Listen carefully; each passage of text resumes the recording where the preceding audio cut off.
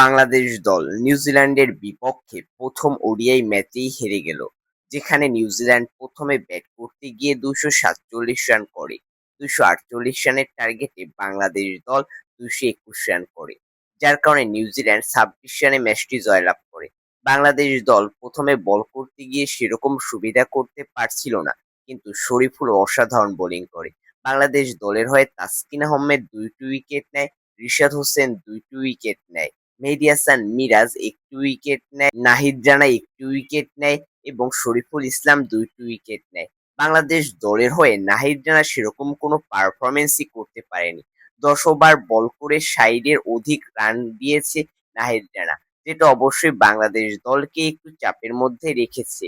এবং ব্যাটিংয়ে যখন বাংলাদেশ আসে, তখন বাংলাদেশের হয়ে অসাধারণ পারফরমেন্স করে সাইফ হাসান, যেখানে সে ৫৭ রানের একটি অনবদ্য ইনিংস খেলে এবং লিটন দাসও ৪৬ রানের একটি সুন্দর ইনিংস খেলে।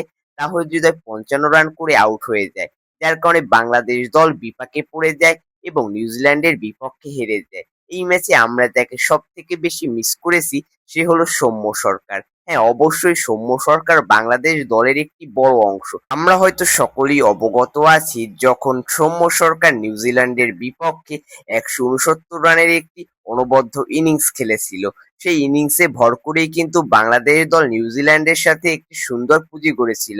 সেই সৌম্য সরকারকে যখন বিসিবি বাদ দিয়ে দেয়, তা একটু হলেও হতাশাজনক।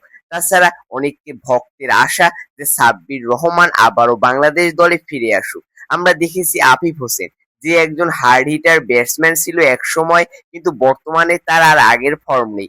সে বারবার বাংলাদেশ দলের হারে বড় ভূমিকা পালন করছে। তাই আমরা অবশ্যই চাইবো যে আফিফ হোসেনকে বাংলাদেশ দল থেকে বাদ দেওয়া হোক এবং সেখানে সাব্বির রহমানকে আবারও দলের সুযোগ দেওয়া হোক। পরবর্তী ম্যাচে আমরা অবশ্যই চাইবো যে বাংলাদেশ দলের সৌম্য সরকার ফিরে আসুক এবং বাংলাদেশ দল একটি বড় রানের পুঁজি যাতে গড়তে পারে। এরকম টপ টপ করে যদি উইকেট পড়তে থাকে, তাহলে বাংলাদেশ দলের অনেক কঠিন হয়ে যাবে নিউজিল্যান্ডকে হারানো। আমরা জানি হোম কন্ডিশনে আমরা অনেকটাই শক্তিশালী, কিন্তু নিউজিল্যান্ডের সাথে আমরা যে পারফরমেন্স করা শুরু করেছি, তা অবশ্যই সকল বাংলাদেশি ক্রিকেট ফ্যানদের জন্য একটু হতাশাজনক।